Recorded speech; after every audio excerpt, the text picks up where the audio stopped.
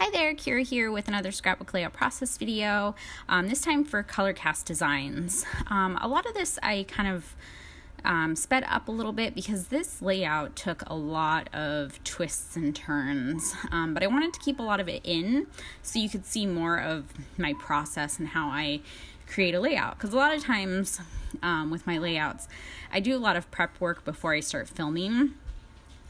So it looks like I only spend about 20 minutes making a layout, but it's usually about double that because I do go through quite the process like I do here. So I originally started out with this dark blue background paper, and I cut it down to 8.5 by 11, and I have these strips of paper, and I'm using my July citrus twist kits along with my Colorcast Design acrylic. So I had this idea to kind of do all these like layered strips of paper. So I chose some strips of paper that I thought would go with this photo. The photos of my son, my youngest son, is like sitting, like laying down on my feet, like won't let me move. And the reason I'm using the blah, blah, blah acrylic piece is because I imagine that's what he's hearing me say when I'm like, can you please get off my feet so I can go? I imagine he's like, blah, blah, blah, not wanting to listen to mom. So that's why I'm using that acrylic piece, and that's going to serve as my title for this layout. So at this point, I don't know what I'm doing. I don't know what embellishments I want to use. I'm not really liking how these strips are looking. Even as I'm watching this, I'm like, oof, move those. It just looks horrible the way it is. I'm like thinking, okay, well maybe I can like color block the embellishments on like this rainbow paper. Like maybe that would work. Here I am like, okay, I don't know if I like this. I'm trying to decide what I want to do. So I decide, nope, that's not going to work. And I'm like, well, maybe if I get a white piece of cardstock as my background piece, like maybe that's what's bugging me about this layout. So I get a white piece of cardstock. I start layering up some strips of paper again. I try like both sides of the paper. So like there's this blue and white spots, and then there's these stars, and I try and do that. I'm thinking, well, maybe if I just go like more colorful with it, maybe that'll work. And I'm just not really digging this either. I don't think there's enough of a contrast between that star paper and the white background and then the white acrylic piece. So I don't know if I'm really digging that. I start, kind of looking at embellishments. I pour out all of my ephemera pieces. These pieces of ephemera are from the Pocket Life kit of the July Citrus Twist kits. I'm thinking, well, maybe I'll just go in a completely different direction. Maybe I'm getting hung up on this acrylic piece. Like maybe because I have, that's my starting point is the acrylic piece. This is for Colorcast Designs. So my starting point is the acrylic piece, but I think I'm getting like too hung up on where that's going to go when I don't think I need to quite yet, because I need to get kind of the basis of my design down first before I decide where my title is going to go. So now I'm just like randomly throwing on some ephemera here. And again, I'm looking at this like, what are you thinking? Pull it all off, Kira. It looks horrible. Yeah, I'm just not digging it. And I didn't really know like what I wanted to do. Like maybe it's these papers that are clashing with each other. Like maybe I'm just not layering these right. And I fussed with this for quite a bit. I think this layout took me about 45 minutes from start to finish. I did cut quite a bit out for you guys, but there I go. Just dump everything off again. Okay, that's not working. Try again. So now I'm thinking, okay, I like the blue, so I'm going to go with this blue spots. And then I like this rainbow striped paper, but with the other colors next to the blue, it was really kind of throwing me off. So I was like, okay, well, what if I just cut like a strip of the like blue tones to go next to this blue polka dot. And then if I use this blue and white striped paper to go next to the blue polka dots. So then kind of do like this color matching thing. And I think that's where my mind goes when I get kind of stuck, is like color blocking to me is really easy, and it's a really easy way to make a great looking layout. In my personal opinion, if you're not a color blocking fan, I mean, that's your own preference. But for me, I think that anytime you color block in a layout, I think it looks amazing. So yeah, I decided I'm gonna do like this little color blocking technique over on this side. You think it's gonna be a monochromatic layout when you're looking at it at this point, right? But I actually, although I do love color blocking, I'm not great at monochromatic layouts. Surprisingly enough, because I feel like I run out of embellishments too quickly if I'm just doing just a monotone layout. I just don't feel like I have enough embellishments. So then I decided to take another piece of this like rainbow striped paper, but I take another section of it. So I decided to go for like these yellow and orange strips, and then I use that newsprint paper as kind of a neutral to go on that side. So I'm going to build up like basically two little stripy clusters on each side of my photo. So I've got like the yellow side and the blue side. And I'm really liking how this is looking now. And I love how this layout turns out. It's one of my favorite layouts, honestly. Like, I think it's a really interesting design. I like the two tones that I did. I think it just turns out really great. So I'm kind of looking through embellishments now and seeing what embellishments I want to use to kind of finish off the layout. And again, I'm not looking at the title piece yet. I don't think it's necessary to worry about where that's going to go, because I will find a place for it to go somewhere. I grabbed this yellow striped paper to kind of back my photo, since my photo is going to be more centered on the right side of the page. I decided to back it in yellow. I thought it would have been weird if I did like blue and yellow, or if I did like half blue and half yellow.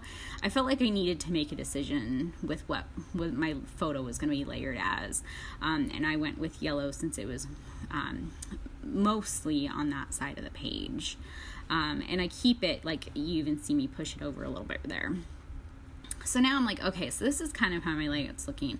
And so now I can kind of figure out where my title piece is going to go. Since it's white, I mean, it really could have gone anywhere, because it could have gone on the blue side, it could have gone on the yellow side. It really didn't matter which side it went on. But I decided to keep it on the yellow side, and I will add some yellow touches to it in a minute. So now I'm trying to decide on more embellishments, and I thought for a minute, I held up like that black piece of chipboard below my title, and I was like, well, maybe because the title is kind of neutral, I can go with like black and white down here. But it did not look good to my eye. I felt like it needed to stay in the yellow family on that side. So I grabbed this little tag, and I will put my date on that tag, or label. I guess it's more like a label. And while I was digging through this ephemera, this is the ephemera from the main kit. I found this blue flower that I had used half of it on a previous layout, but I still had half of it left. So I tucked that under there. I thought about layering up the blue and the yellow, but I really felt like it looked better like separate. And while I was digging through this ephemera, I found all these tiny little flowers, and I was like, oh my god, they're perfect.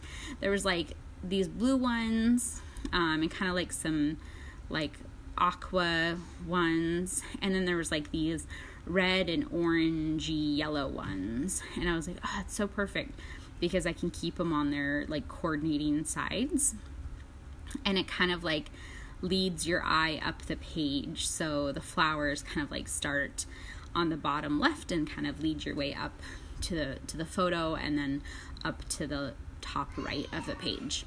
I had a couple of these epoxy stickers. One is blue with a flower on it, and then the other one is like a lemon slice, and I kept those on their respective sides.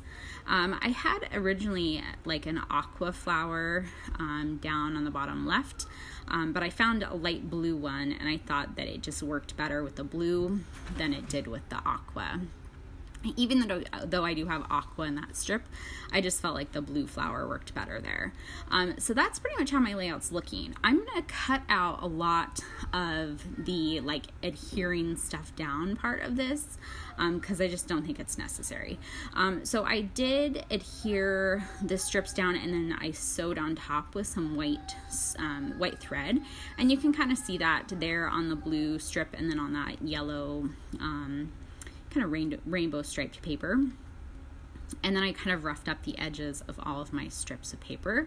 And now I'm just going to adhere down all these other little embellishments. And originally I was like, oh, the acrylic is like dimensional enough that I don't really need to add any more dimension to this page. But then I was like, no, because I love dimension.